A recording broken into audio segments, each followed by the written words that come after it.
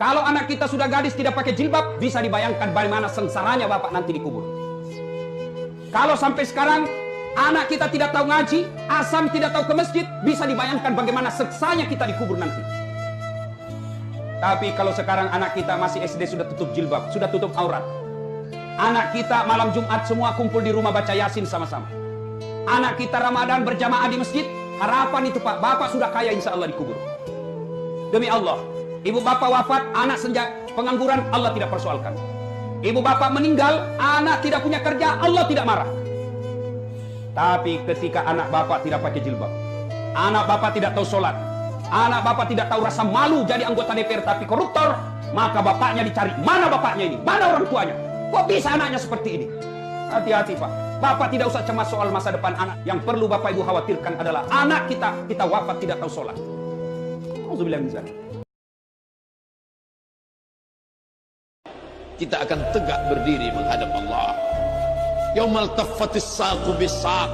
Betis bertemu dengan betis. Mengapa tidak duduk? Karena kita bukan tamu kehormatan. Kita bukan pejabat. Kita bukan orang kaya. Kita hanya adalah hamba yang membawa dosa-dosa. Kalau kau ingin menzalimi orang, silakan. Kalau kau ingin makan harta orang dengan cara batil, silakan. Isma syi'ta, hidup sesuka hatimu. Fa innaka mayyit.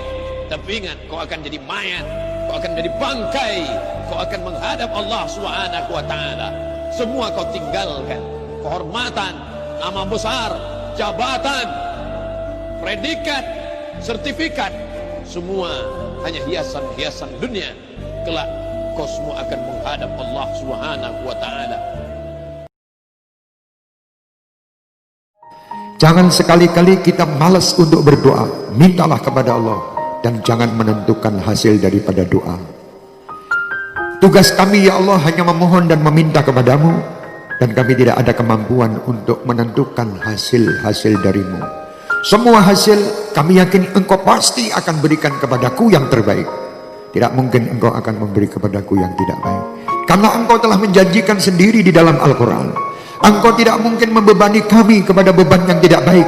Beban yang kami rasakan berat itu karena ketidakmampuan kami, karena kebodohan kami, karena kejahilan kami dalam menerima ujian-ujian yang kau berikan kepada kami. Kalau kita mau menerima benar, insya Allah tidak ada apa-apa ini. Tetapi kita ini tidak pernah mau menerima yang benar, yang kita tonjolkan nafsu pribadi kita. Nafsu yang amarah bisu, yang sedikit-sedikit kita hanya menyalahkan kanan kiri kita dan menyalahkan pencipta kita. Mari kita bertobat. Usahakan setiap belajar baca doa ini. Dan saya membiasakan, ya, ibunda saya mengajarkan, saya praktekkan dan manfaatnya banyak. Ini doa Nabi kepada Ibnu Abbas supaya dipercepat dalam mengingat sesuatu dan mempercepat dalam memahami sesuatu. Allahumma, saya tidak minta untuk ikuti ya, untuk simak baik-baik. Allahumma faqihni fid din wa 'allimni at-ta'wil.